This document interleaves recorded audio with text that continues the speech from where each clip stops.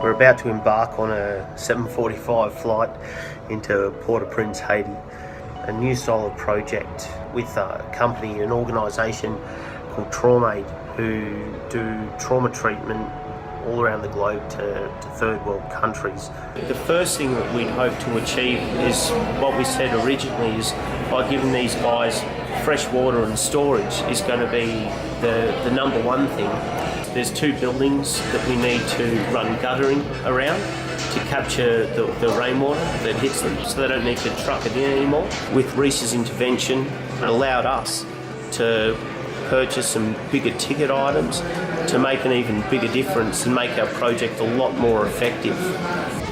There are times where we needed the additional labour, we needed to achieve some things, and we needed some additional outside the box thinking. Or we found that tanks didn't fit through walls, we found that buildings were sloped in the wrong directions. What we've done is going to benefit far more than just a school, far more than just a village.